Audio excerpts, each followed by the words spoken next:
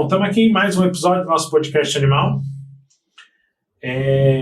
Hoje a gente vai conversar com a doutora Carla, falar um pouco de medicina veterinária sistêmica e um pouco da questão da saúde mental também. Tá? Deixa ela se apresentar. Bom, antes de mais nada, boa tarde, bom dia, né? E cada um vai ouvir esse nosso bate-papo no tempo devido. Então, lindo dia a todos. Muito obrigada pelo convite para esse programa que tem uma finalidade educacional, instrutiva, muito importante para a sociedade, eu diria. Então, eu sou Carla Abreu Soares, eu sou filha de uma mineira, Alda Maria Abreu Soares, de um carioca, Carlos Alberto Marques Soares, que dá um borogodó bom quando mistura esses dois lugares lindos. Me formei em medicina veterinária em 1999 pela Universidade Federal Rural de Pernambuco, uma terra que me acolheu e que fui muito feliz na minha formação acadêmica de graduação. Desde aquela época, eu já me especializei em animais selvagens e estudo do comportamento animal, então eu já tinha uma busca pela observação da vida. Desde estudante eu tive isso, ou seja, tem 20 anos que eu, como etóloga, e eu sou formada em biologia e em ciências biológicas também pela mesma universidade, tive essa curiosidade, esse despertar de observar os animais. Então, com esse caminho, eu servi o Exército, as Forças Armadas, tive clínica, fui caminhando, até que eu esbarrei em situações que o tutor trazia uma demanda dentro da minha clínica e eu não sabia lidar com aquilo. Ou, às vezes, o animal ia repetidamente à clínica com o mesmo quadro e quando a gente ia olhando, acolhendo aquela família, tinha um fundo muito em ressonância com aquela família. Então, eu comecei a observar isso também, né? E aí eu precisei buscar recursos técnicos, filosóficos, de estudo, que me dessem condições técnicas e médicas para que eu pudesse acolher essa família de uma outra forma. Então, foi aí que eu entrei na psicanálise, faço meu mestrado em psicanálise e hoje estou à frente de um estudo muito profundo, que é a visão sistêmica, que é uma filosofia de vida aplicada ao dia a dia, mas que ela é reconhecida pelas práticas integrativas, portanto, ela é uma terapia que pode ser utilizada pelos profissionais da área de saúde e hoje também utilizada pelo direito. Então, juízes, advogados, desembargadores também se utilizam da visão sistêmica como uma forma de mediação e de compreensão das relações humanas e não humanas. Então, esse é um pouquinho da minha história. E nesse caminho eu fui entendendo também, André, o que estava acontecendo na medicina veterinária, né? Eu já tentei desistir da minha profissão algumas vezes, e todas essas vezes eu não compreendia por que estava tão dolorido ser médico veterinário, né? E aí foi quando eu realmente decidi estudar profundamente as emoções e esse campo que permeia a medicina veterinária. Né? E aí a gente foi realmente acessando, eu fui acessando através de estudos, de campo, de conversas, de palestras que eu dei em várias universidades, recebendo esse feedback não só de alunos, mas também de professores. Ou seja, na dor é todo mundo igual, né? No amor e na dor. Então, é uma coisa do nosso campo, do nosso inconsciente coletivo. Então, foi por aí que começou todo o trabalho, né? Que a gente está aqui hoje juntos, podendo falar desse assunto novo na medicina veterinária, que aqui no Brasil tem um pouco mais de 5 anos, de uma forma estruturada, como a gente está hoje, mas ele já existe há muitos anos. Os médicos veterinários que tinham formação em visão sistêmica não se identificavam, né, por medo e críticas, etc. Então, a gente abriu a porta do armário, saiu todo mundo desse armário, né? Quem saiu, saiu, quem ficou, está lá ainda. Mas, na verdade, esse é um estudo muito antigo já na medicina veterinária, que tem mais ou menos 30 anos e surgiu na França, através de um médico veterinário que estuda comportamento animal. E aí ele entendeu que o médico veterinário precisava de um olhar sistêmico familiar. Então, isso existe na França já há 30 anos. Não foi trazido para o Brasil através desses 2 médicos veterinários, mas o Brasil hoje, com os conceitos e os estudos, é o país pioneiro no mundo nesse estudo. Então, a veterinária sistêmica, ela não vai avaliar só o animal, e sim todo o ambiente, todo a relação familiar, a relação de tutor animal e outros animais, é isso, mais ou menos? Vamos lá, então, né? O que é a visão sistêmica? A visão sistêmica é um olhar para a vida em rede, ou seja, na vida deste planeta não há possibilidade de um indivíduo, seja ele de qualquer espécie, vegetal, ou animal, ou fungo, enfim, existir sem se relacionar com algo ou com alguém.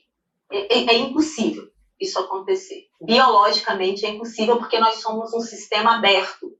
O sistema fechado ele só é possível de ser criado em laboratório, artificialmente.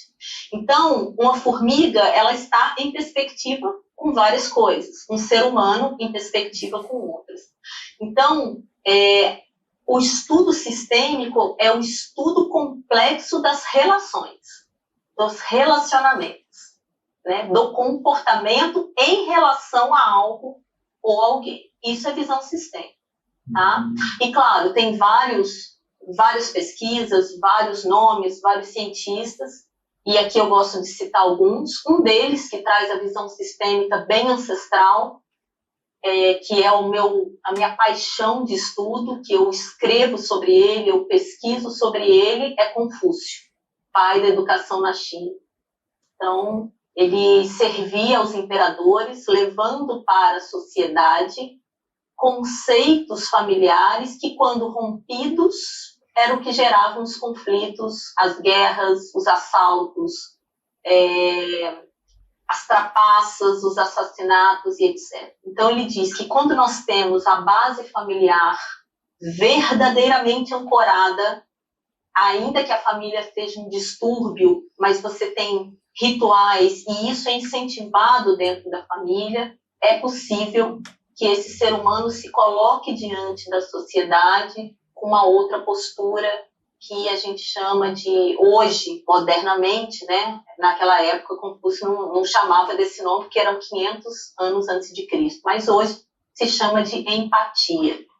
Então, uma das frases mais clássicas de Confúcio é: não faça ao outro o que você gostaria de fazer a si. Né? Então, isso a gente vem estudando, né, dentro das famílias. A relação animal-homem mudou, né? Bastante. Então, a gente tinha os animais como alimento apenas, depois como segurança, e hoje eles são membros da família. E essas relações, obviamente, se tornaram mais complexas e com demandas clínicas que potencializam um quadro clínico X. Uma otite, uma dermatite, uma obesidade, uma cardiopatia, uma ansiedade de separação, um distúrbio comportamental e etc. Então, quando a gente olha sobre a perspectiva do pensamento complexo e das relações, a gente observa que num sistema todos precisam de um lugar. Quando esse lugar está desocupado ou está equivocadamente posicionado, é onde a gente tem os problemas, inclusive dentro das empresas. Né? Então, é um estudo muito lindo, muito profundo. Então, a gente passou por Confúcio, a gente estudou Charles Darwin, com a teoria da evolução, que é uma coisa linear, né? Charles Darwin traz a evolução de forma linear. Então, precisa haver uma modificação genética para que haja uma evolução. E aí entram outros pesquisadores, como Freud, Carl Gustav Jung, o próprio Rupert Sheldrake, que é um biólogo do livro, né, que você leu, Cães Sabem Quando Seus Donos Estão Chegando, que diz, não, a evolução não precisa passar somente pelo gene, ela pode ser epigenética, ou seja, através da minha mudança de pensamentos e ações, eu posso não repetir padrões que hoje não são importantes dos meus descendentes, aliás, dos meus ancestrais, e que isso me permite uma evolução, né, se isso for repetido em gerações futuras. Então, a evolução também hoje é através do nosso inconsciente coletivo, das nossas ações, da nossa cultura, das nossas escolhas e da nossa capacidade de olhar para o que vem sendo repetido nos demais diversos sistemas da vida. Então, por exemplo, um clube, um bairro, uma cidade, uma universidade, né? Então, o que está sendo repetido dessa universidade que até hoje as pessoas repetem automaticamente e não conseguem olhar para aquilo, e esse inconsciente vai se repetindo, né? Então, quanto mais a gente olha, mais a capacidade de alterar esse campo de informação. Seria a adaptação desses microsistemas. Exato. É uma adaptação psíquica, emocional e de memória. Tudo tem memória na vida. A Terra, a grande Terra, né, Gaia, ela é um campo de memória, um berço. Então, eu adoro uma citação de um grande professor chamado Antônio Donato Nobre, do Instituto Nacional de Pesquisas Espaciais, um cientista, e ele diz: o homem se perdeu, se desconectou desse todo quando o ego dele se sobrepõe ao todo, ou seja, quando ele acha que a vida surge a partir dele. Ele não consegue olhar para a vida pretérita. O que aconteceu na história geológica da Terra, na história da Terra, que permitiu que nós existíssemos no aqui e no agora? Quer dizer, então, quando eu me reconecto com essa história, com essa memória dos oceanos, das florestas, dos animais que vieram antes de mim, eu encontro um lugar que me deixa menor e conectado com esse todo, com essa rede.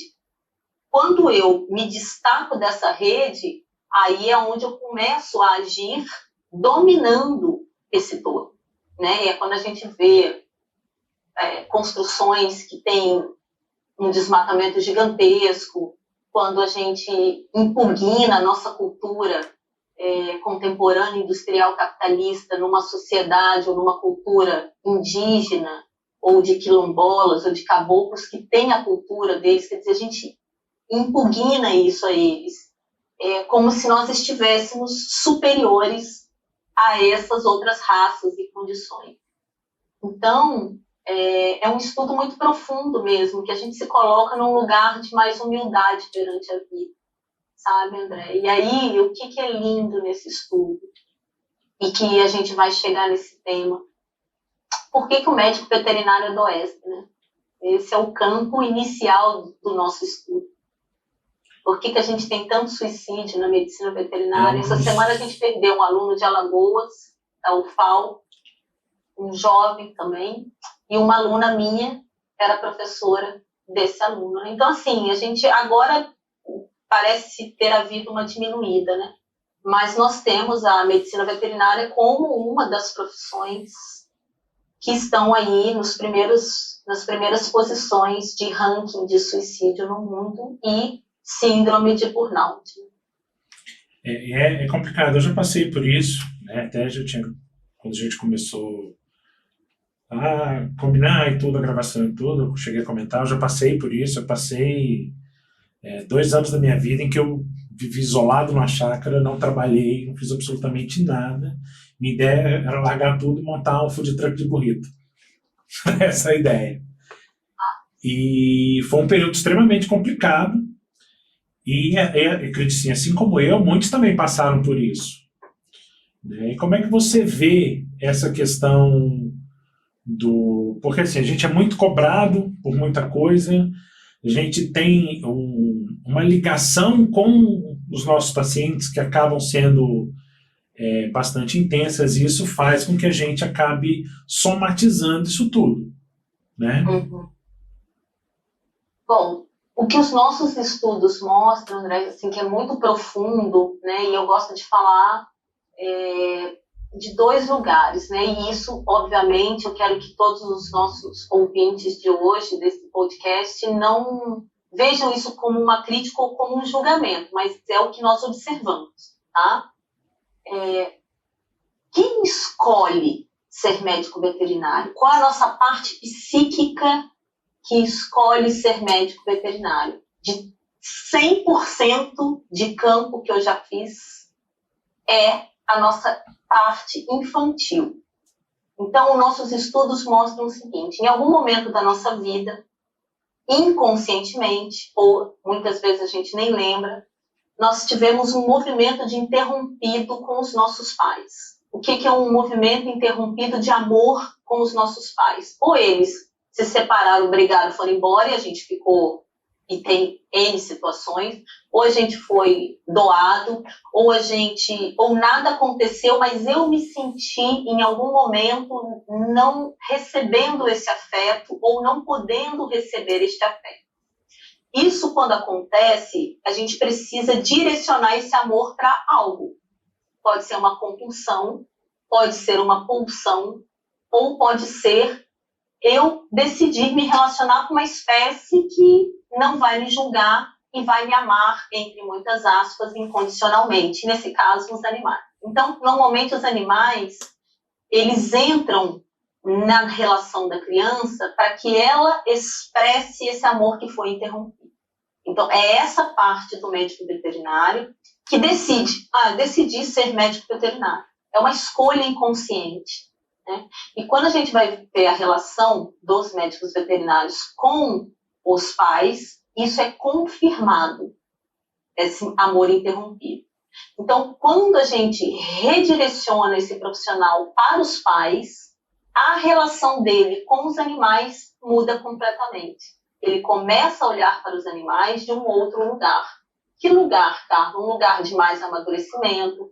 Ele não ocupa um lugar de afeto só, ele ocupa um lugar de maturidade, de uma relação de respeito, que vem com toda uma história familiar e etc. Esse é um ponto que nos leva ao adoecimento psíquico dentro da nossa profissão. Então, é um campo com crianças em corpos de adultos. Por isso que tem muito mimimi. E eu estou sendo dura aqui, mas é porque é uma constatação. Então, a gente é revoltado, a gente não aceita como é. Então, esses conflitos todos, eles vêm dessa gênese da nossa parte psíquica infantil, que não está amadurecida. Um outro ponto que traz, né, uma potencialização para o nosso adoecimento é que a nossa profissão ela surgiu na guerra, para a guerra e através dos militares no Brasil. Então, é onde a gente fala da memória de campo. Então, nós fomos treinados para ciências agrárias, não era nem ciências da saúde, aonde dentro de uma área técnica, cirúrgica e clínica e da infectologia, a gente cuidava dos animais da tropa e da alimentação, em um estado, às vezes, confuso de guerra ou de rebelião e etc. Muitas vezes, numa situação dessa, nós, profissionais, tínhamos que fazer o quê com os animais? O sacrifício, hoje chamado de eutanásia, a céu aberto, de qualquer forma, e isso foi sendo repetido durante a nossa profissão. Então, a medicina veterinária é a única profissão do mundo que permite a eutanásia. A medicina não permite, em alguns países, o suicídio assistido ou a eutanásia, mas isso tem processo, tem que ter uma autorização, ou na área do direito, quando é uma sentença de morte. Tirando isso, a medicina veterinária é rotina, como se fosse vacina. Para morrer tem que ser via eutanásia. E aí, emocionalmente, a gente não tem um preparo psíquico, emocional, para lidar com isso o tempo todo. Então, a gente vai para dois caminhos. Um deles, a gente surta na profissão, explode, surta, enche o saco, não aguenta mais. Ou a gente faz um movimento interrompido para dentro, que é, eu não sinto nada, tá tudo bem aqui dentro. Isso é um estudo muito profundo da bioenergética, através do William Reich e do Alexander Lowen, 2 médicos, e eles trazem isso lindamente. Então, quando a gente estuda, fica em traumas repetidos emocionais, o corpo ele bloqueia para que não haja a sensação do trauma e da dor. Mas aí essa internalização disso acaba você acumulando isso de forma mais nociva para si do que se externalizar e o outro xinga, briga na hora, bota para fora e deixa. Exato, né? A gente não tem, muitas vezes, André, a gente vê isso lindamente no programa, a gente ainda não consegue nem nominar as emoções. Então, o que você está sentindo? Ah, não sei, eu estou sentindo um negócio aqui, um nó aqui, ou um aperto no peito, mas ela não consegue dizer, eu estou sentindo raiva, eu estou sentindo tristeza, eu estou sentindo alegria, eu estou sentindo nojo, eu estou sentindo amor.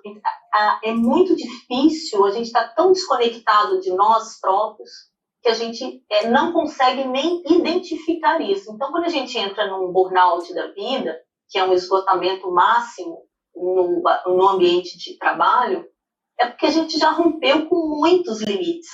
A gente já, tipo, aqui é o meu limite, mas não, sigo fazendo. E aquilo vai, uma hora, né, a gente não suporta, né, tanta pressão e tanta coisa. Mas isso também é por falta de posicionamento, falta de maturidade, falta de elaboração emocional, falta de um trabalho terapêutico. Como é que um profissional de saúde, que trabalha com saúde, não faz terapia?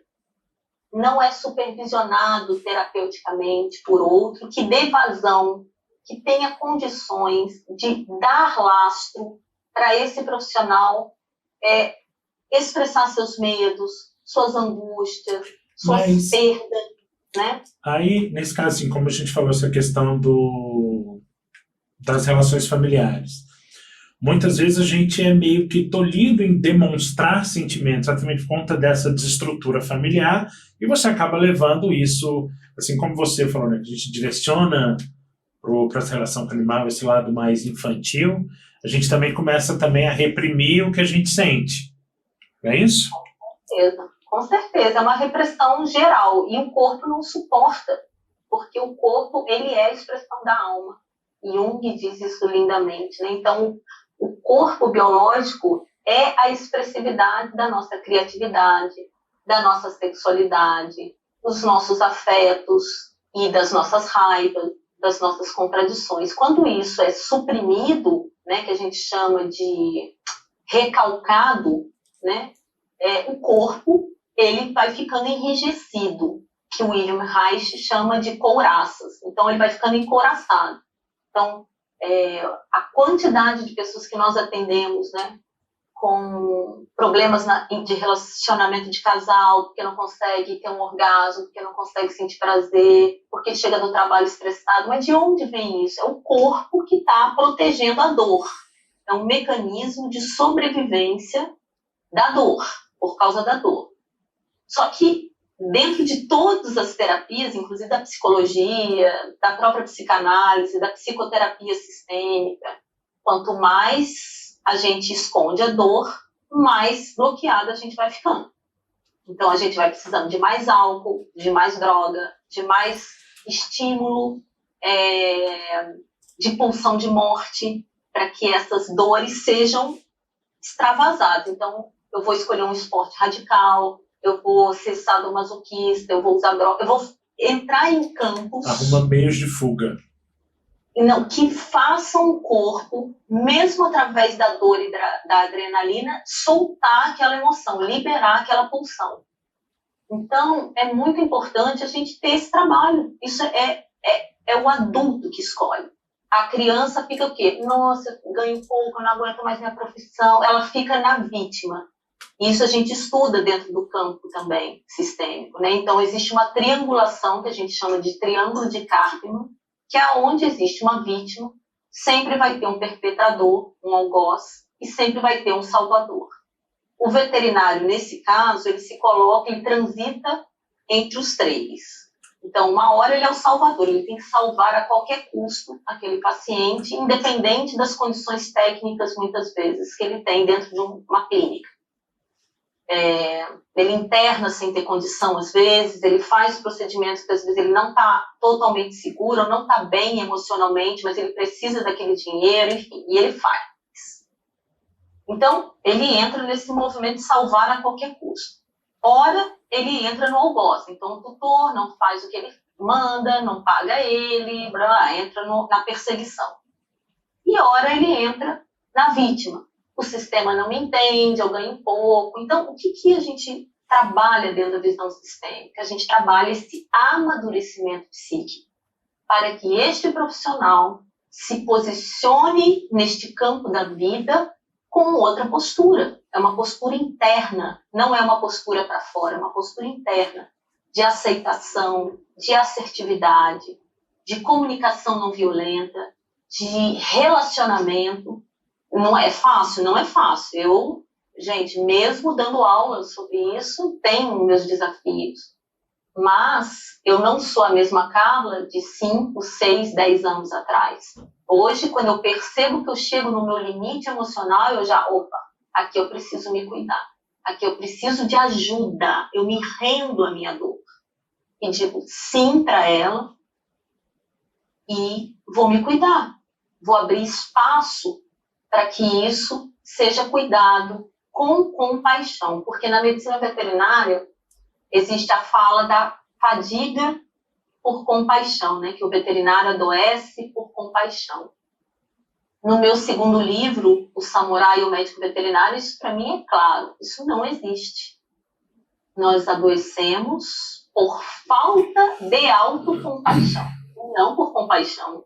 Imagina se a compaixão ela vai fazer uma pessoa adoecer, né? O amor, o afeto. Seria, na verdade,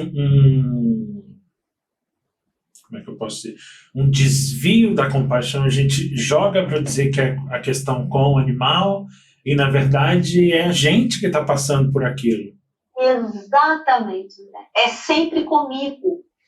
Primeiro, não é que é sempre. Claro que quando a gente vê um animal atropelado, um animal que sofreu maus tratos, mutilado, enfim, claro que aquilo nos comove, né? Senão a gente estaria mais doente do que o nosso paciente. Mas a questão é que a gente não tem nem a percepção corporal. É isso que eu estou dizendo. São tantas dores não trabalhadas que a gente cisiona. Então, aqui eu não tenho percepção.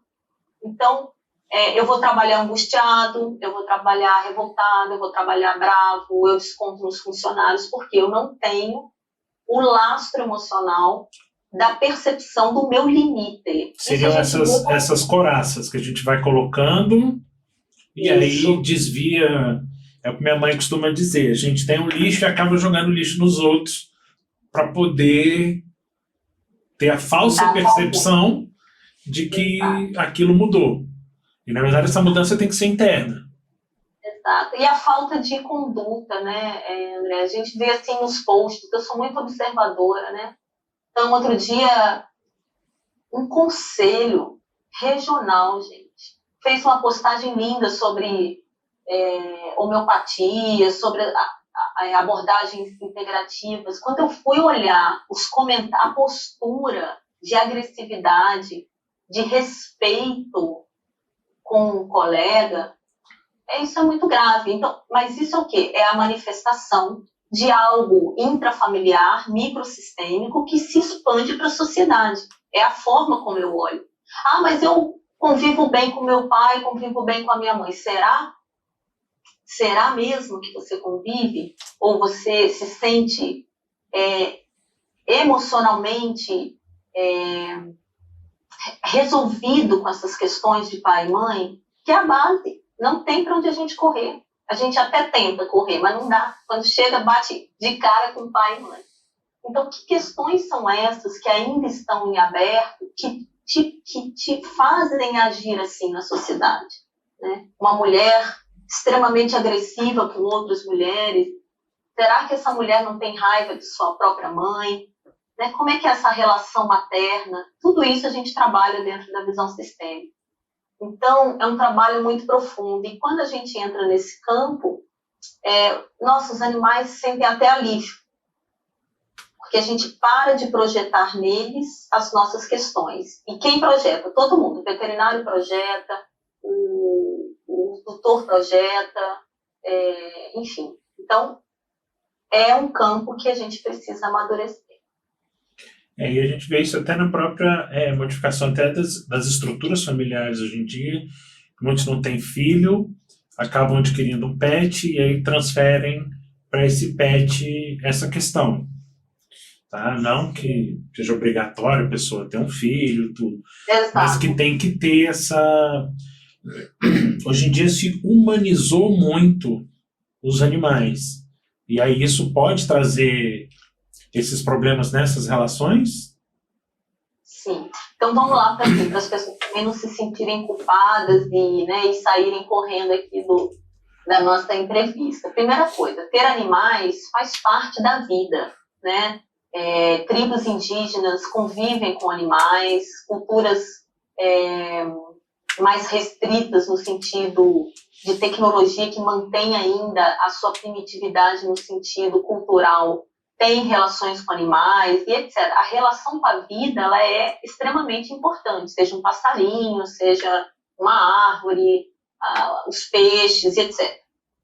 A questão hoje, que não dá mais para a gente ficar nessa penumbra de inconsciente, por que eu quero um animal? E qual lugar que esse animal vai entrar? Tudo bem. Eu não quis ter filho, eu vou ter 2 cachorros, está tudo certo com isso. Não tem nada de errado. Eles podem até ser meus filhos, entre aspas. Mas quando eu passo a depositar nesses animais a necessidade que eles me tragam esse conforto, aí aonde tem o distúrbio, né? E isso é muito inconsciente. Então, o que a gente convida não é não ter animais, é como olhamos para ele, com maturidade, com respeito, com a ética, com a dignidade da capacidade biológica de cada um, ou eu vou projetar nesse animal coisas minhas, ansiedades minhas, faltas minhas. E tudo bem se num primeiro momento esse animal veio para esse lugar da minha depressão, mas com o tempo, e se a gente quer chegar num terceiro milênio, aonde a humanidade, a espécie humana, além da tecnologia, também evolua no sentido espiritual, no sentido psíquico, que é o que o Jung fala, né, a evolução psíquica da espécie humana, então nós precisamos também tirar a nossa chupeta, o nosso paninho e olhar com olhos de ver para as nossas relações, em todos os sentidos. Isso, com certeza, melhora sensivelmente as relações e o desenvolvimento, inclusive, de raças, né? Quando a gente olha assim, um bulldog francês, por exemplo, né? O tanto que a gente manipula geneticamente e traz esses animais, às vezes já com os problemas, que a gente mesmo cuida, a gente cria e cuida, né? Desenvolve e cuida. Então, será que isso é necessário nos tempos de hoje? Isso é um questionamento pessoal, não é uma crítica, é um questionamento que eu me debruço nos meus estudos para refletir realmente. Hoje, eu vejo os animais domésticos pequenos, os pets, como uma projeção do nosso inconsciente. É como se eu não conseguisse lidar com algo e eu materializo um animal, uma raça, de um jeito, de um tipo, com um comportamento, para ele me representar em algum aspecto. Essa é a minha percepção nua e crua. Claro que isso é dificílimo da gente entender, né? E é dificílimo da gente também aceitar que talvez, se eu estiver muito bem resolvida, talvez eu nem precise desse animal.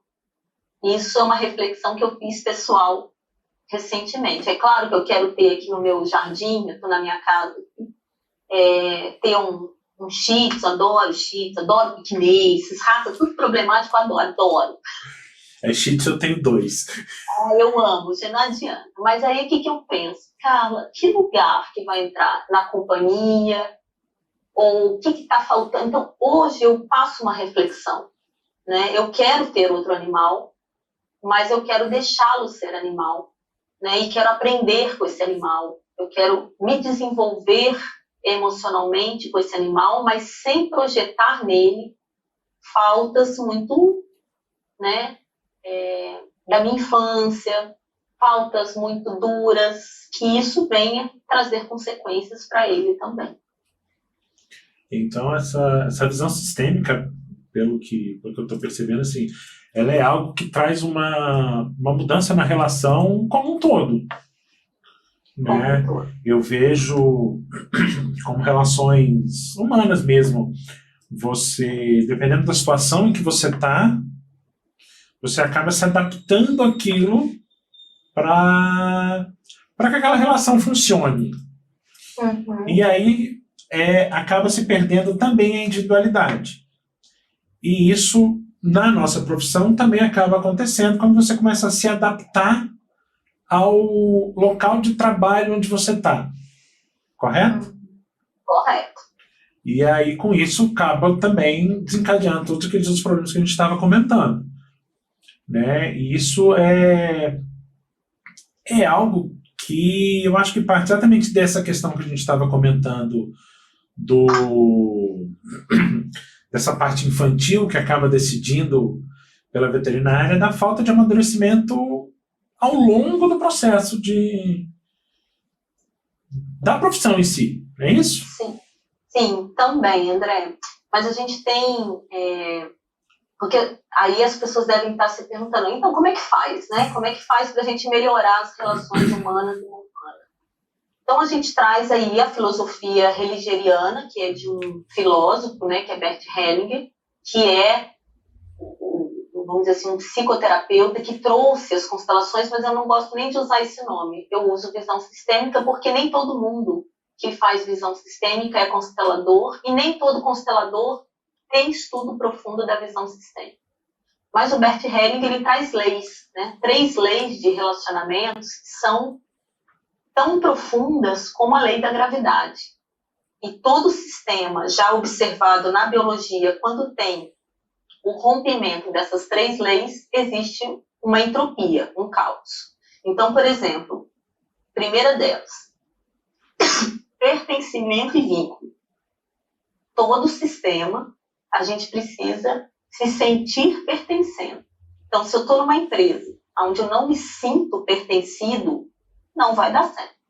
Ou se eu sou rejeitado pelas pessoas que já estão lá dentro. Então, todos que fazem parte daquele sistema têm o direito de pertencer. Esse pertencimento ele pode ser psíquico, quando é social, e ele pode ser sanguíneo, quando ele é biológico. Então, na família, eu tenho um tio que é abusador. Então, ele pertence. Não adianta, por mais que eu tente excluir isso da minha vida, existe um tio que é abusador dentro do meu sistema. Bom, então, você começa a realmente integrar os fatos da história, da sua história de vida. Então, pertencimento e vínculo. Segunda lei, ordem e hierarquia. Aonde tem ordem, muito dificilmente você vai ter um distúrbio. Isso é não só militar, mas é biológico. Todos os elementos precisam estar se comunicando em ordem. Quando essa ordem ela é interrompida, o fluxo não vai, algo é bagunçado. Então, Bert diz que quando a ordem não é cumprida, o amor não flui. Então, se eu me sinto maior que meus pais, se eu me sinto maior que meu chefe, se eu subestimo aquela família que cuida daquele animal que está tutelado, se eu me acho maior que os animais, se eu me acho maior que o planeta Terra, quer dizer, olha a ordem, está invertido. Mas aí também não é se inferiorizar, é tentar estabelecer um equilíbrio. É saber o seu lugar dentro de cada sistema. Por exemplo, Vamos dar um exemplo, tá? Na sua clínica, você é o chefe. Então, na ordem, você é o primeiro que ocupa aquele sistema. Mas no seu prédio, você não é. A sua síndica ela é a 01 que manda ali. Então, são coisas que a gente precisa saber que sistema, que lugar, porque não é porque eu sou o primeiro em um que eu vou ser em todos. Então, esse é o problema. Quando um filho, dentro da família de origem, já se sente maior que os pais, ela vai para a sociedade como? Maior que todo mundo. Ela se sente muito maior que todo mundo. Então, aí seria também a questão do que a gente vê, principalmente em sociedades mais antigas, como as sociedades orientais, a questão do respeito com os ancestrais. Os mais velhos, né? Às vezes não precisa nem ser um ancestral meu, mas é mais velho. Né? Confúcio fala isso lindamente. Eu estou estudando aqui, porque a gente está escrevendo um livro agora sobre ética, com feras da educação no Brasil, Felipe Volk, Fábio Manhoso, Walker Chagas, consteladores de alto nome como Álvaro Dantas, Matheus Santos, Rodrigo Errara do Japão. Enfim, são educadores e estudiosos da filosofia sistêmica que estão se alinhando para estudar a ética e o respeito dentro das sociedades e dentro do sistema médico veterinário. Então, o respeito, ele é um ritual, ele precisa ser desenvolvido como um ritual. Um exemplo que Confúcio dá: numa família, os mais velhos comem primeiro. Isso eu vi invertido no Exército. No Exército, por exemplo, o general permite que todos comam primeiro, ele é o último a comer, mas se é ordenado, tem ordem. Dentro daquele sistema, essa é a ordem. Então, ordem e hierarquia, segunda lei. E a terceira lei, equilíbrio entre dar e tomar, ou seja, entre dar e receber. Quando eu não sei equilibrar essas relações, tem os rompimentos. Por exemplo, eu atendo uma família 2 horas dentro do meu consultório. Converso, aplico tudo que eu tenho de recurso, cobro R$150. Vai estar equilibrada essa relação? Depende. Se eu conheço o meu valor e consigo precificar, que preço e valor são 2 coisas diferentes, se aquilo estiver com valor equilibrado, tudo bem, a relação vai fluir. Agora, se eu fico 2 horas dentro do consultório, cobro R$55, R$60, passo por algum procedimento de graça para ser vista, para ser aceita, para ganhar o cliente, essa relação a longo prazo, médio prazo, não vai se sustentar, vai haver o desequilíbrio. Porque esse cliente vai te ligar meia-noite e vai dizer, mas eu só cobrei 55, como é que... Aí vai dando os desequilíbrios. Então, o equilíbrio entre dar e tomar é dinâmico. Ele precisa o tempo todo estar sendo olhado porque ele muda. Cada vez que eu me conheço mais, eu vou entendendo o meu valor, o meu trabalho, os meus limites, e com isso eu consigo valorizar e precificar de acordo com o que eu tenho consciência de mim. Então, é um trabalho de autoconhecimento, né? Hoje, para mim, autoconhecimento, ele é um caminho muito importante para a melhoria da qualidade de vida humana e do planeta. Porque quando eu me conheço, eu vou aprendendo a me relacionar, a não ter medo do outro, a expressar o que eu preciso expressar. Por exemplo, o cliente me liga meia-noite, olha, eu não atendo esse horário. Estabelecer as regras do jogo. Então, a criança não estabelece, agora o adulto estabelece. Então, quando eu estabeleço as regras do meu jogo, isso está claro e comunicado de uma forma tranquila. Olha, eu atendo segunda, quarta e sexta, de tal a tal horário, meu valor é esse. Bom, isso está claro, não tem como ser infringido. Agora, quando isso não está seguro dentro de mim, aí a gente vai quebrando essas regras.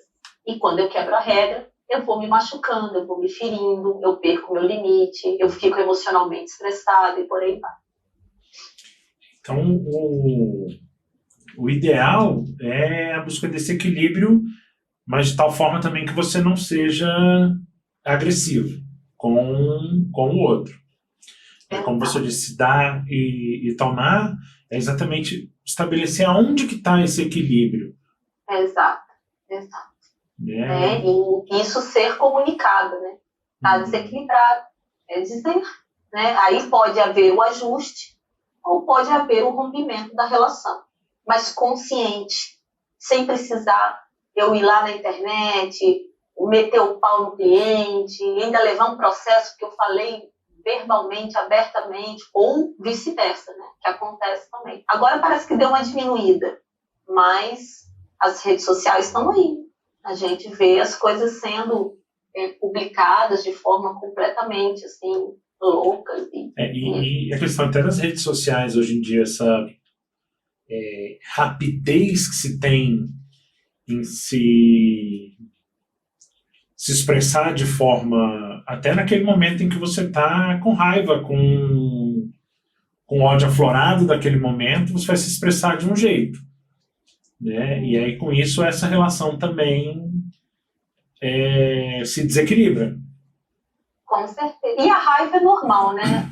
A gente também tem que ter consciência de que a raiva é uma energia maravilhosa, né? Ela aparece através de uma triangulação que Lowen traz lindamente, né? Esse médico que estudou a bioenergética. Então, assim, quando eu tenho algo que me impede ao prazer, de alguma forma, eu sinto medo ou raiva. Então, eu vou para 2 caminhos, ou medo ou a raiva, ou ambos. Quando essa raiva ela não é expressa, não é admitida e não é trabalhada no corpo, não adianta falar, estou com raiva, não tem efeito zero. O efeito da raiva, para a gente transmutar a energia da raiva, é a gente fazer algo físico. Então, existem vários exercícios para isso, ou um esporte, ou algo que você dê vazão para aquela raiva no corpo sair, não ficar retida. Mas ela é um impeditivo ao prazer. Então, eu fui em direção a algo que me deu prazer, ou iria me dar prazer, e aquilo foi interrompido por algum motivo. Não pôde se concretizar. Então, eu sinto a raiva ou o medo. São as 2 formas que eu tenho de me retrair à pulsão do prazer. Então, a raiva é uma energia e é uma emoção importante para todos nós, inclusive para os animais, porque ela nos protege também. Mas ela precisa ser redimensionada, ela precisa ser consciente, para que eu não vá e atropele uma pessoa propositalmente, porque ela me xingou no meio da rua, ou porque não deu um tiro na cara de uma pessoa. Então, essas violências vêm de todos esses lugares que a gente falou até agora. Pai, mãe, interrupção do prazer. O que é prazer? Prazer não é só o sexo, né? Prazer é, às vezes, a gente fazer uma boa refeição, ter um ambiente limpo e salubre, poder vestir uma roupa boa. Tudo isso é prazer, né? Nos transmite uma sensação de prazer. Então, quando eu não tenho acesso a esse prazer, eu vou para a raiva ou vou para o medo, né? Que é a agressividade mesmo. Mas aí nesse caso de saber trabalhar isso, a gente tem entrado que atualmente o povo não tem aprendido também a se frustrar. E essa Sim. frustração traz crescimento. Exato. Né? Então, assim, a grande maioria não está aceitando essa frustração e aí não entende que essa frustração, às vezes, é necessária. Exato. De novo, né, assim, a gente volta tudo lá para o mesmo agente, né? É a parte da nossa psique que não aceita, é a criança, a nossa parte infantil. E a gente geralmente tem essa postura porque eu não aceito os meus pais. Então, quando eu não aceito meus pais como eles são, alcoólatra, se minha mãe se prostitui, sei lá, qualquer coisa que eu não aceite deles, eu vou para a vida sem aceitar como a vida é. Então, que a vida é o quê? É isso que a gente está vivendo agora, uma política, às vezes, corrupta, tudo, inflação, a vida é isso. Aí você vai falar assim, mas então eu tenho que me conformar? Não. eu tenho que ver, assentir isso dentro de mim e fazer a minha parte. Eu não posso fazer pelo outro, eu só posso fazer por mim. Então, enquanto eu não fizer nem por mim, eu não vou conseguir mudar a sociedade, eu não consigo mudar o todo, o coletivo. Porque o inconsciente coletivo e o coletivo, ele representa um. Você, eu, ele, ela, são indivíduos que compõem. Então, se eu me auto-abandono nesse processo e não cuido de mim, eu estou só contribuindo para mais caos dentro da sociedade.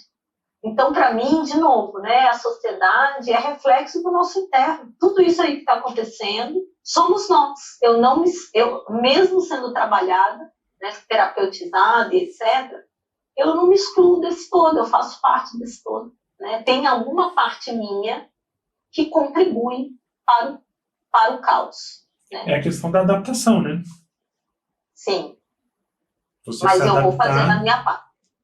O que eu puder fazer para melhorar a minha parte e para os que vêm até a mim e para onde eu vou, com certeza eu vou fazer. Então, a gente conversa isso muito entre professores, né? A medicina veterinária ela não pode ser só tecnicista cartesiana. Né? Então, anatomia, fisiologia, cirurgia, embriologia, ela tem que ser também humana.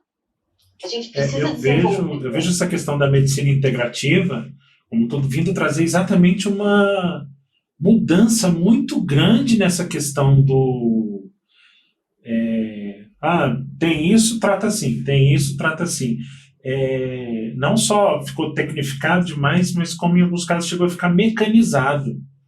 Você não tem essa visão mais ampla do que se pode fazer por aquilo. E aí isso também leva também a uma sensação de fracasso. Sim. Quando você trabalha com essa questão só mecânica, assim, tem isso, trata assim, tem isso, trata assim, tem isso, faz assim, tem isso, faz esse exame. Então isso também leva a uma quebra nesse fluxo, ou não? Com certeza, com certeza. Por isso que a visão sistêmica ela é um conhecimento transversal. Eu posso ser um cirurgião que opero 12 horas por dia, mas internamente a minha postura é humana, é interno. Então eu vou parar, eu vou ter o meu tempo ali para fazer uma refeição adequada, tomar uma água, ir ao banheiro com calma, respirar. Então, eu vou ter a postura sistêmica interna, mesmo sendo um cirurgião clínico cartesiano, 12 horas de trabalho. Então, por isso que é um conhecimento transversal. A gente não precisa ser só sistêmico, como eu estou hoje, trabalhando só com terapia. Mas a gente pode ter várias áreas e mais a visão sistêmica. Uma coisa não impede a outra. Eu acho que as pessoas, às vezes, acham que uma coisa exclui. Muito pelo contrário, a visão sistêmica ela é inclusiva. Ela não é excludente. Ela é para incluir, não é para excluir. Então, um pediatra pode ter visão sistêmica, um professor pode ter visão sistêmica, o aluno pode ter visão sistêmica, o cirurgião pode ter visão sistêmica, o ortopedista, que é super cartesiano ali, porque visão sistêmica, porque aí é com ele, é ele com ele, não é mais, uma coisa não vai impedir o conhecimento técnico dele, né? Então é isso que a gente está hoje levando para as universidades. A gente tem uma aluna que na Universidade Federal de Alagoas conseguiu implantar um projeto de visão sistêmica, é uma aluna do programa. Então, uma vez por semana, ela atende um grupo de estudantes e professores que querem compartilhar das emoções, e aí faz uns exercícios sistêmicos, às vezes faz um desenho, faz uma mandala, expressa através da voz, do corpo, e aí aquilo, uma vez por semana, tem melhorado, né, as relações e o entendimento dessas pessoas dentro da universidade. É interessante. Você trazer pensar como é você trazer meios para que a pessoa possa meio que desligar daquela questão para ter um momento para ela. Exato, para ela se olhar, para ela poder se expressar. né? Então é um trabalho terapêutico em grupo. E isso é muito bacana. É muito lindo. Eu tenho por hobby fazer crochê. Eu tenho que me... Eu também já tenho feito um monte de cachecol para os cachorros lá, para poder passar meu tempo. E eu tenho visto que isso é uma coisa que reduz a minha ansiedade. Sim. E eu tenho visto que isso é positivo quando você fala em ambientes mais... Principalmente na área de saúde, onde você tem ambientes mais densos. Em alguns momentos, principalmente esse período que a gente vem passando, e que a gente passou de pandemia mais intensa, essas questões de ansiedade tudo se ampliaram de forma mais visível. Uhum. Né? Então, ter esse momento de meio que se desconectar daquilo para que você possa ter esse momento seu. Fazer algo que seja seu. Isso é muito importante e muito saudável, né, para homens e mulheres. Né? A gente ter esse tempo, né, de fazer um trabalho manual, de fazer uma leitura que não seja tão pesada, de poder fazer um escaldapé, de tomar um banho, fazer uma alimentação mais tranquila, fazer o próprio alimento, né? A gente ter conexão de presença. O que eu estou fazendo agora? Então, assim, isso são ritos, né, que o Confúcio chama de rituais. Então, escovar os dentes com presença, às vezes trocar a mão para a gente ter mais consciência do corpo, não usar só a mão que usa normalmente. Então, são pequenos atos do dia a dia que a gente vai se reconectando com a vida, né, com a presença, com a harmonia consigo. Porque, gente, isso aqui é uma escola, não adianta. A gente vai chegar na velhice e não vai dar para voltar atrás. Sinto muito, gente. Então, a gente tem que fazer algo por nós hoje. Então, assim, o trabalho é importante? Sim, mas a gente já está numa transmutação de planeta. Então, não é mais só um planeta kármico, né? Que a gente está pagando os boletos atrasados. Não, a gente está pagando os boletos também atrasados, mas a gente também pode fazer um movimento em prol de si. E aí, para a gente ter essa consciência mais profunda, é a gente cuidar do filho ou da filha dos nossos pais, que somos nós mesmos, né?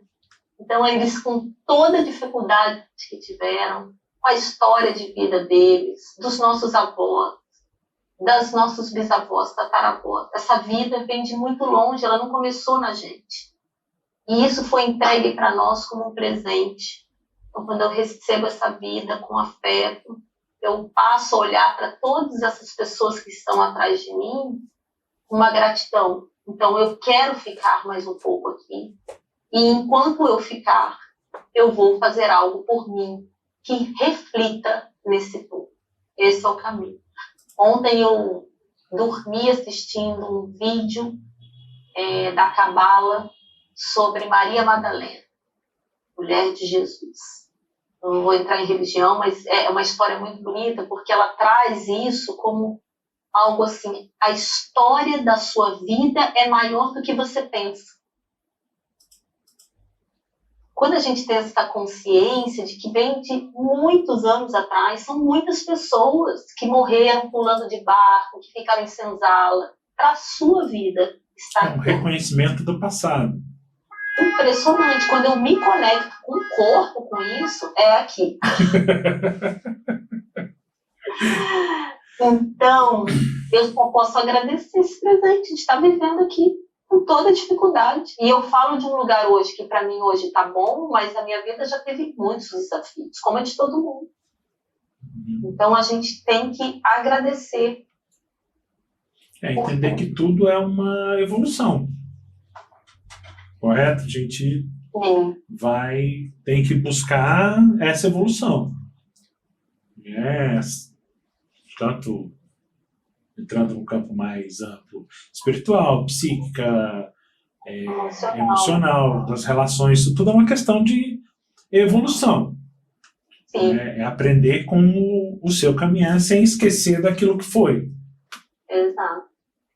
Lembrando que vem de lá, vem de muito longe. Você não está sozinho. Tem gente atrás de você, te sustentando para estar aí. Né? A vida ela é sustentável nesse sentido. né?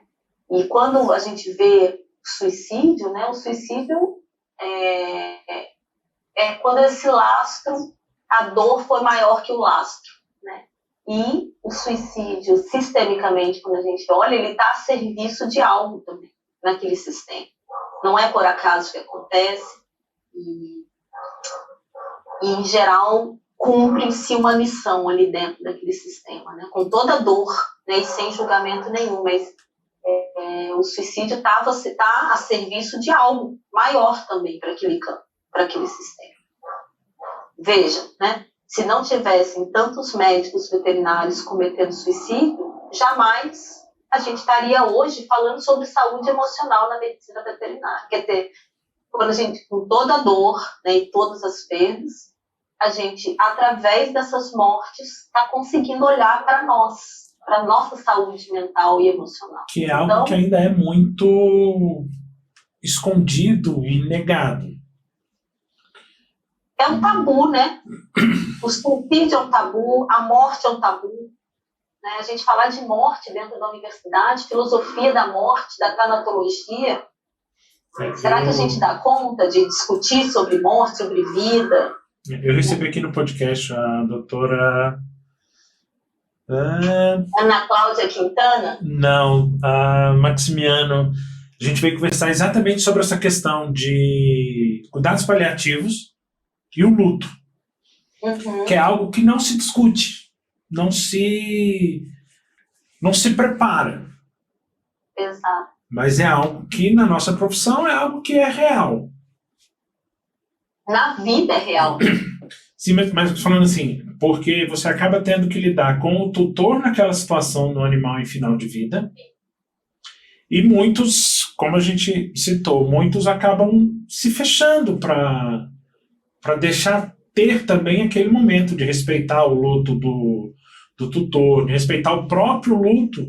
Às vezes, durante muito tempo, você fez o que você podia fazer por aquele animal, reconhecendo, obviamente, o limite, onde você pode chegar ou não, mas que é algo que também não se é discutido. E aí, com isso também você vem voltando para aqueles temas do que a gente estava falando, de se fechando, ou você extravasa ou você internaliza demais.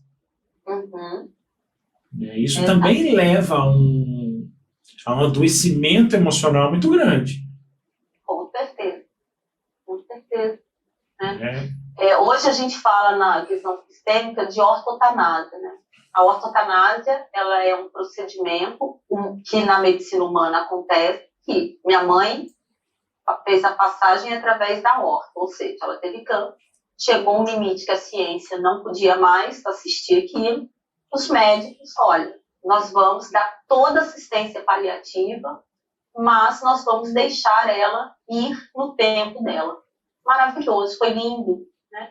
E hoje se fala isso na medicina veterinária, quer dizer, o animal ele não precisa morrer através apenas da eutanásia. É a via principal, uma morte que morreu mesmo, né? Um atropelamento, morreu em cirurgia, etc.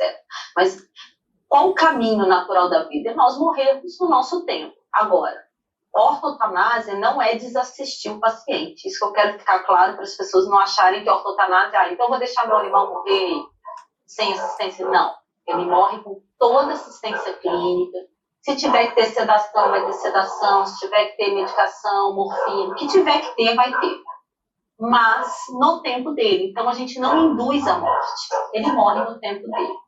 Em geral, quando a gente faz os exercícios sistêmicos, algo acontece quando o animal já entra em processo ativo de morte. Então, quando eu digo frases, por exemplo, para o animal, eu vejo você, obrigada por ter feito parte do nosso sistema familiar, sou grata, eu vejo a sua dor, você foi importante para mim. Quando essas frases sistêmicas elas vão entrando em ressonância com a morte do animal, em geral o animal morre mais rápido do que a gente não reconhecesse isso. Porque também eles esperam isso de nós. Não o reconhecimento, porque eles são muito maduros, psiquicamente, os animais. Mas de saber que nós vamos ficar bem com a morte dele. Então, eles às vezes esperam esse tutor estar pronto também para que eles façam um desligamento energético, psíquico e espiritual. Então, a ortotanásia é algo que já está sendo feito, mas precisa ser regulamentado como é a eutanásia, pelo Conselho Federal de Medicina Veterinária. A gente tem realmente todas essas questões que precisam ser debatidas, mais Sim. do que porque, como você citou naquela questão do post do Conselho, sobre medicina integrativa e tudo, você ainda tem muita resistência a esse, que eu considero como uma evolução da própria veterinária. Com certeza. Nem na medicina a gente vê isso, né? Quantos médicos hoje, nutricionistas, médicos, dentistas, fisioterapeutas, trabalham com medicina integrativa, né? Com as práticas integrativas. Uhum. Então, uma coisa não elimina a outra. Então, por exemplo, o fato de eu fazer um procedimento que hoje é considerado o técnico cartesiano não exclui que eu aplique um reiki naquele paciente. Só vai ajudar. Não são técnicas excludentes, sim aditivas. Exato. Né? Por isso que é integrativa, que integra a algo que já existe. Não é porque só integral, o ser integral. Uhum. Lembrando que a visão sistêmica é profundo, né? Então, a visão sistêmica ela olha para o inconsciente, para a informação que está inconsciente naquele sistema familiar. Então, para onde olha a sua alma naquele sistema familiar? Então, a gente constela muito, né? A pessoa quer, eu quero fazer transição de carreira, eu quero mudar de emprego, eu quero olhar para isso. Cara, então, aí quando você abre o campo, tá lá você deitado no chão, ainda infantil, buscando pai e mãe, não vai conseguir fazer a transição de carreira. Pode entrar em qualquer site, qualquer coach, qualquer treinamento, não consegue. Por quê? Sua alma, no profundo, ainda está olhando para outro lugar. Então, a visão sistêmica, ela deixa a gente mais coerente. Peraí, para onde eu estou olhando realmente no meu profundo, no meu inconsciente? Será que eu estou olhando pelos meus pais ainda? Né? Ainda estou fazendo algo por eles? Então, tudo isso a gente olha na visão e trabalha na visão sistêmica. É um olhar mais de conexão do que de autoanálise mesmo, né? Sim. Visão sistêmica é conexão. E aí é o estudo das relações humanas e não humanas, dos relacionamentos, de como eu me relaciono com a vida, com o meu dinheiro, com as pessoas, com a minha casa, com meus pacientes. Né? Então, é um resgate, na verdade, e depois, no segundo momento, uma reestruturação. Primeiro, eu preciso ir lá para trás, nesse trabalho. Depois que eu vou lá atrás, resgato tudo que está espedaçado, tudo que está estilhaçado, tudo que ficou esquecido, da minha juventude, da minha infância. Aí eu começo a reestruturar isso a partir de um outro lugar. Seria uma evolução através do conhecimento do seu passado.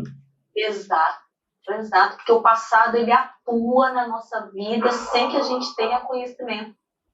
Por exemplo, a gente atende centenas, tá, de mulheres médicas veterinárias com problema de ovário, não menstrua, não engravida. O que está acontecendo quando a gente vai ver a mãe não menstruava, a avó não menstruava, uma raiva imensa daquele masculino. Enfim, aquilo se repete, é uma memória que a pessoa fica se movimentando através daquele campo sem perceber. Não é uma memória genética, e sim... É genética, às vezes, e é psíquica. Que vai passando de geração a geração. Exato. Uma das coisas mais difíceis de se definir é memória. Então, o que é memória? É uma informação não lapidada. Então, eu preciso lapidar essa memória. É como se eu recebesse uma garrafa de água. André, estou te dando essa garrafa. Está com água até aqui. Então, quando você recebe exatamente como eu te dei. Nem mais, nem menos. Isso é uma memória.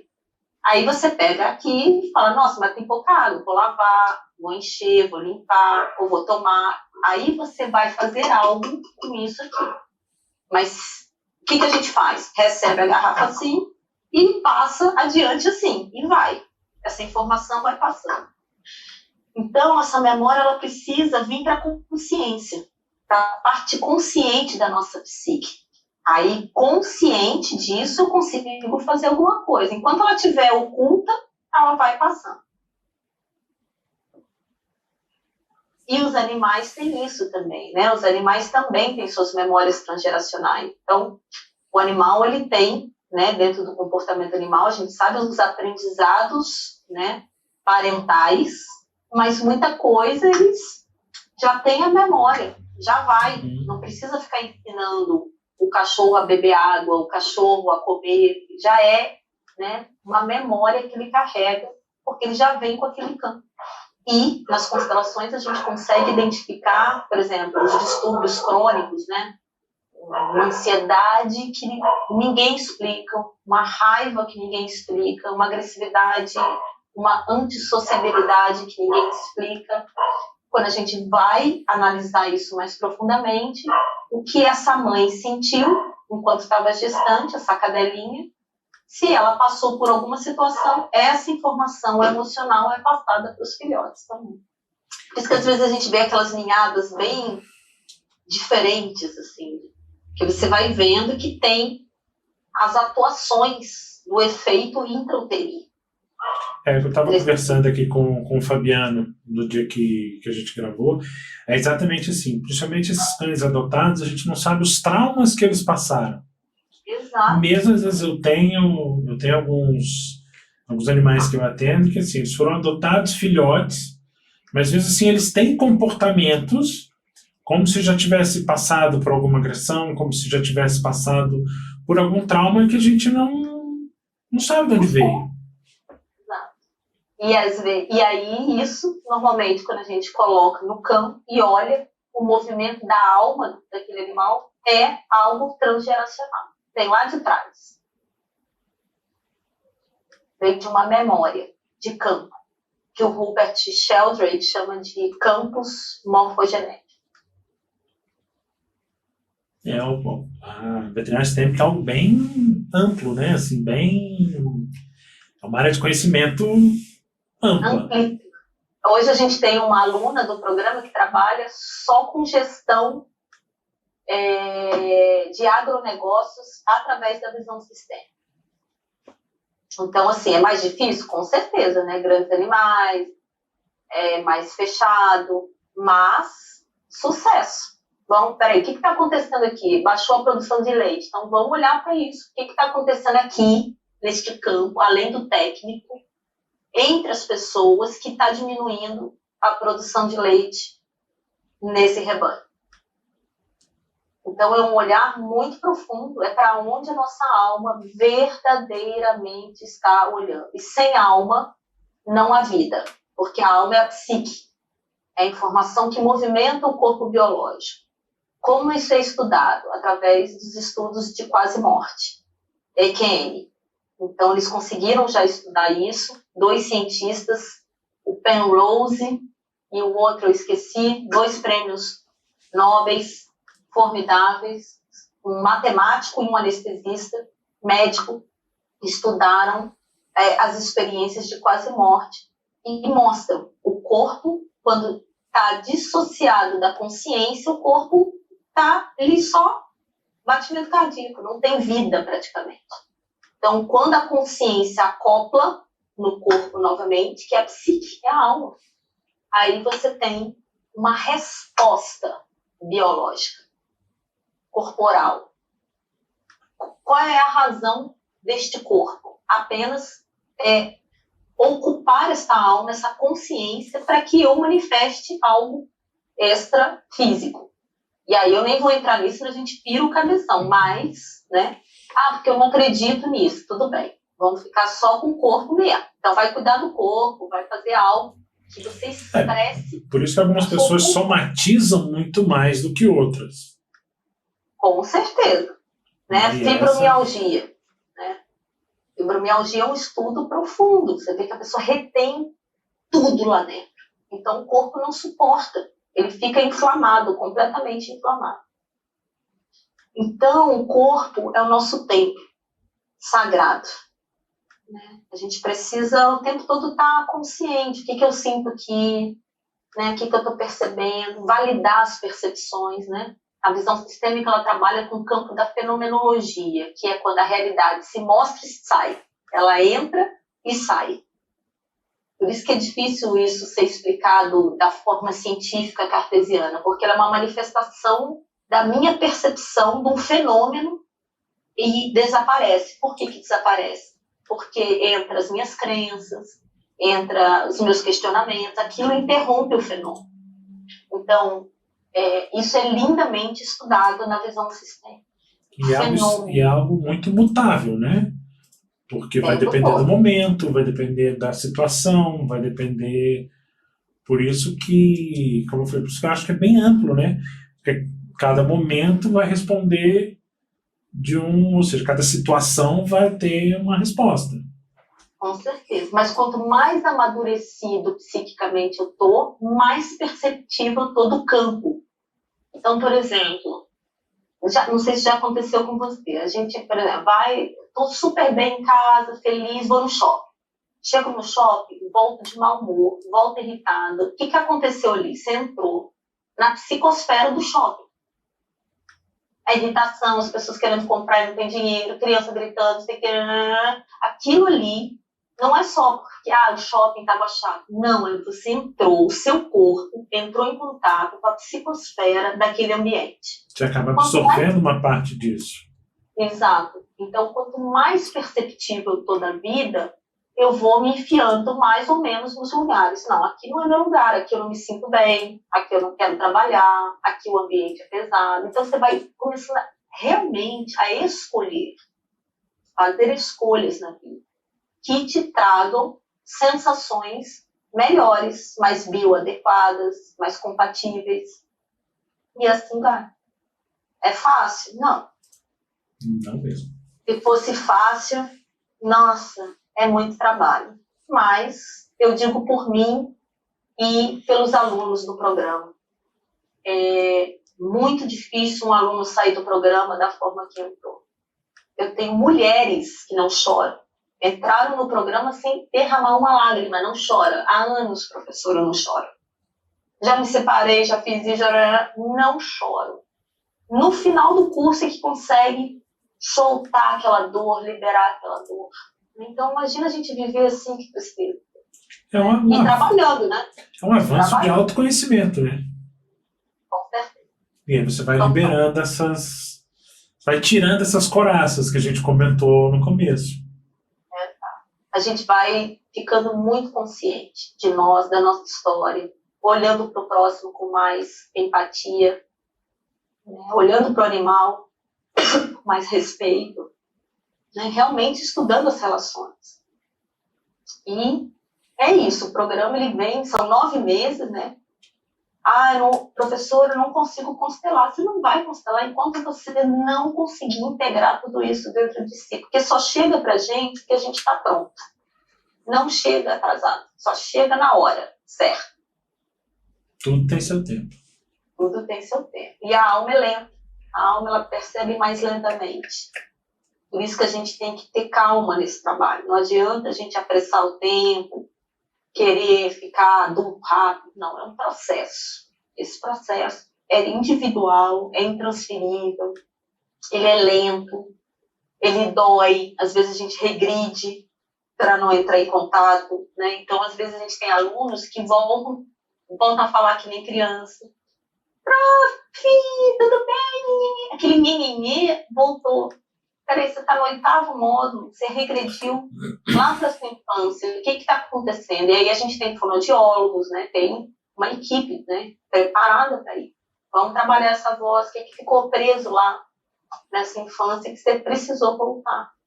Então a gente vai acompanhando até essa pessoa chegar e falar, realmente, agora eu me sinto um adulto, com escolhas, bancando as minhas decisões, tem preço bancar as decisões. Tudo tem preço. Para o adulto, tudo tem preço. Não dá para barganhar com a vida. Não dá para fingir. Não dá para pedir favor. favorzinho, não, é bancar. Quero viajar, então tem que juntar dinheiro, tem que pagar a passagem, o hotel. É assim que é, não tem como. Então a gente precisa se responsabilizar, né? É isso, é um trabalho de adultecimento mesmo, de reconexão consigo. Visão sistêmica é isso. E por isso que a gente hoje tem, eu digo, as bênçãos, né, dos médicos veterinários renomados do Brasil. Né? Então, assim, a gente já fez palestras em quase todos os conselhos, eu já dei palestra em tudo que é instituição particular, pública, federal, conhecida, desconhecida. E hoje, nesse trabalho da visão sistêmica e a ética, a gente tem esses grandes nomes. Felipe Volk, Fábio Manhoso, não, são educadores do Brasil que estão aí à frente da medicina veterinária, gerações à frente, minha inclusive, e que tem um olhar de perceber a seriedade desse trabalho. Então, quando a gente vê um colega falando, isso aí é uma babaquice, isso não existe, é tudo místico, doido, não tem nada de misticismo, é a vida humana como ela é. Agora, discuto tudo, mas com respeito. Sem respeito, eu saio, eu me silencio, eu me recolho totalmente e acabou ali. Então, assim, é um trabalho que é delicado. Respeito é a base das relações humanas, pelo menos na minha opinião. Por mais que você discorde, seja religião, política, ou seja lá o que for, o respeito é o que mantém a sociedade ainda como uma sociedade. Exato. Senão vira um campo de guerra, uma batalha. Então a gente precisa desenvolver isso. Quanto mais adulto a gente vai ficando, mais a gente já para de olhar para o coleguinha. A gente começa a cuidar mais da nossa vida. Eu não estou preocupada com o que o outro está fazendo. Né? Eu paro de olhar. Eu vou olhar, mas não vou olhar com esse olhar julgador, crítico. Tá bom, ele está lá fazendo o trabalho dele, as consequências são dele, ele que vai pagar o preço. E eu vou cuidar da minha, então eu fico mais em mim. Eu saio do externo, do locus externos e venho para dentro. É dentro que tem que ficar. Então o trabalho é aqui, ó, o tempo todo. Por que eu estou sentindo isso? Por que essa pessoa está fazendo isso comigo? E isso é lindo da gente ver, né? Nos relacionamentos, principalmente de casal. Né? Então, os relacionamentos de casal, eles são o segundo relacionamento que te traz mais aprendizado, tirando pai e mãe. Que ali você vai ter os gatilhos todos das suas feridas. Então, quando você fica emburrado, quando você não sei o quê, quando você é agressivo, pronto. Vai olhar, tem algo lá que precisa ser resgatado. Seu, meu. Né? E aí, reconhecer isso traz evolução. Traz evolução e diminui os divórcios, inclusive. Né? Porque muitos casais se separam não é por falta de amor. Tem amor na relação, mas tem a incompatibilidade de cada um pegar a sua mochila e cuidar da sua parte. Então, fica aqueles apontamentos, né? Você, e nunca eu. Ver ali que, apesar de ser um relacionamento a dois, são dois indivíduos. São dois sistemas que se relacionam. O seu, por exemplo, o seu pai, sua mãe, seus avós, tudo que a história, e o da sua companheira. Então, imagina isso junto. Né? Que muitas vezes foram sistemas de histórias completamente diferentes e muitas vezes conflitantes, que tem que ali aprender onde é que vai chegar na harmonia daquilo ali. Ninguém atrai ninguém por acaso, né? Então existe uma ressonância de campo. O que falta no teu, o outro às vezes tem, e por assim vai, né? Então, se teve muita traição num sistema, no outro há compensação. Existem sempre as compensações sistêmicas para esses dois se encontrarem. Então, quando a gente tem essa clareza também, a gente começa a ver que não são duas pessoas se relacionando, são dois sistemas de crenças, de memória, né? De dores, de perdas, né? Que se conectam. Então, quando a gente tem a base do autoconhecimento, isso vai ficando um pouco menos tenso. Né? A gente começa a puxar para si pouco da responsabilidade, senão vira um campo de batalha. Aí é briga judicial com o pet, vai ficar com quem? São as crianças que ficam no meio, triangulando, né, a relação de casal, então aí vai. Acho que a gente abordou bastante coisa, né? Eu aprendi bastante coisa. Vi que é realmente algo muito mais amplo do que só uma relação. É algo muito. Você tem esses sistemas diferentes, você tem esse sistema conjunto, são microsistemas, são situações diversas que a gente acaba tendo que se adaptar, né? Sim. É muito amplo. Visão sistêmica é vida. VIDA. É a gente falar da vida. Filosofia da vida. Então, não tem limite. E é algo que se modifica ao longo do tempo. Com certeza. Com certeza. Eu sou muito grata por ter tido acesso e me aberto, né, a essas informações, porque eu pude realmente olhar para partes obscuras minhas, como profissional, como chefe, como gestora, como pessoa, como mulher, né? E aí eu olho para todas as relações que eu tive, né, afetivas, o padrão se repetia, né? O padrão é esse, que a gente vem se relacionando com homens, com mulheres, o que é isso que está acontecendo? E quando eu pude parar e olhar para isso, minha vida mudou completamente, mudei de padrão, porque eu tive que olhar para todo o meu passado e entender por que eu escolhia aquelas pessoas para estar na minha vida. Né? Por que eu escolhia aquele perfil de homem? E hoje, claro, eu sou muito grata a todos eles, porque também sem gratidão a gente não vai para frente. Então, eu sou grata às experiências não tão boas que eu tive, porque elas me fizeram crescer e olhar. Doeu tanto que eu tive que olhar. É o que eu brinco com um amigo meu, fazia. Até quando a gente tropeça, a gente caminha para frente. Então, até esses tropeços, a gente vai evoluindo e aprendendo, né? Sim.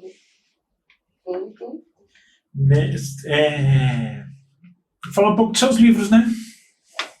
Então, a gente separou aqui, né? Eu separei alguns, quer dizer, todos que eu escrevi até hoje. Esse aqui é o Tao Te Ching, foi meu primeiro livro. Ele foi o único que foi psicografado. Eu escrevi esse livro após um sequestro que eu tive com 5 homens. E minha vida acabou, entre aspas, ali, eu digo que recomeçou. E aqui eu comecei realmente a mergulhar no que eu queria para a minha vida profissional, independente disso ter sido me ensinado nas academias ou não. Então, o Tao Te Ching é o livro mais lido hoje no mundo, o Tao Te Ching original de Lao Tse. E eu fiz uma adaptação dos 82 aforismos, que são poesias profundíssimas desse filósofo ancestral, né? E trouxe para a área médica. Então, eu peguei a interpretação e decodifiquei para a área médica. O que seria esse terapeuta, esse profissional da área da saúde, quando ele tem o conhecimento do caminho e da virtude? Então, Tao Te Ching significa o caminho e a virtude. A possibilidade de nós desenvolvermos a virtude na vida e escolher o nosso próprio caminho. Então, esse livro foi o meu primeiro livro, que foi escrito em 2018. Esse aqui foi meu segundo livro, O Samurai e o Médico Veterinário, quando eu entendi qual é o arquétipo inconsciente do nosso sistema, que é o guerreiro.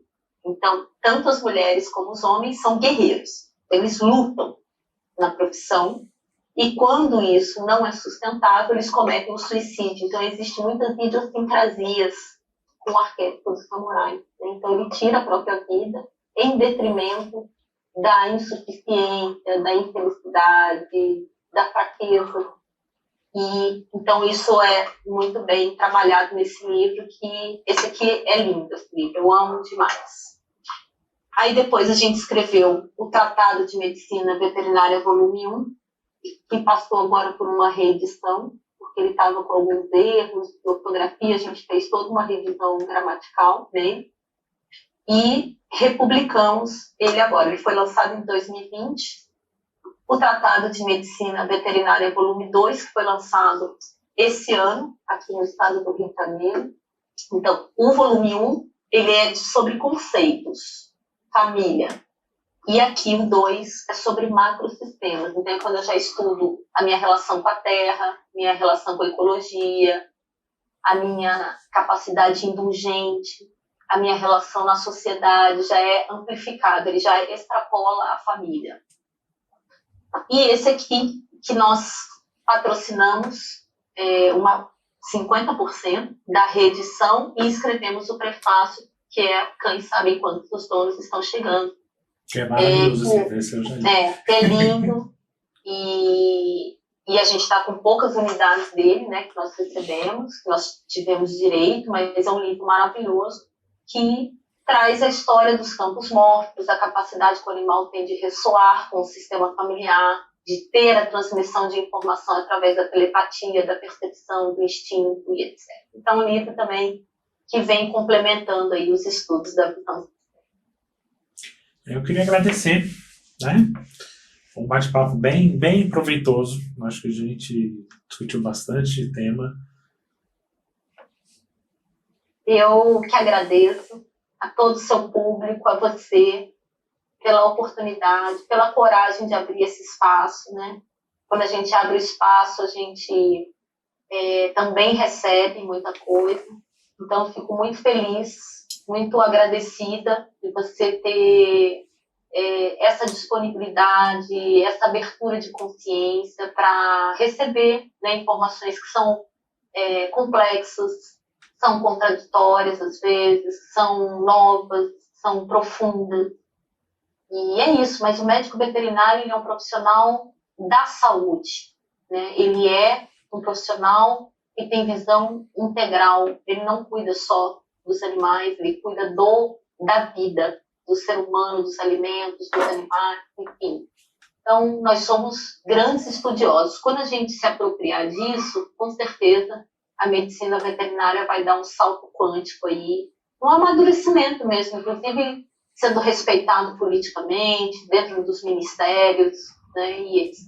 Então, eu acho que a gente está nesse caminho e, por isso, eu sinto que a visão sistêmica é um dos caminhos, não é um dos caminhos para a gente fazer essa progressão de uma forma um pouco mais veloz. Porque tempo a gente já perdeu bastante, né, na vida. Então, a gente precisa agora recuperar esse tempo, nossas mágoas, fazer uma reconciliação com a nossa história de vida, para que a gente se posicione nesse tabuleiro de uma forma mais consciente, tomando decisões mais lúcidas, mais conscientes, mais a favor da vida, e não em detrimento e destruição da vida. Portanto, como eu falei em um congresso de juristas de direito sistêmico em Alagoas, há 2, 3 anos atrás, a visão sistêmica ela é um instrumento de pacificação mundial, acima de tudo. E é essa a minha fala, e eu mantenho essa fala até hoje. Visão sistêmica é um instrumento de pacificação, mais do que qualquer terapia, mais do que práticas integrativas, ela é uma filosofia para a paz do mundo. Que paz? Primeiro a minha, depois ela sendo projetada na sociedade. Aqui a gente tem o apoio do Plano B, estúdio, marketing, vídeo, produção de curso, videoaula, o que for preciso. Agradecer a presença da doutora Carla. E é isso, até semana que vem.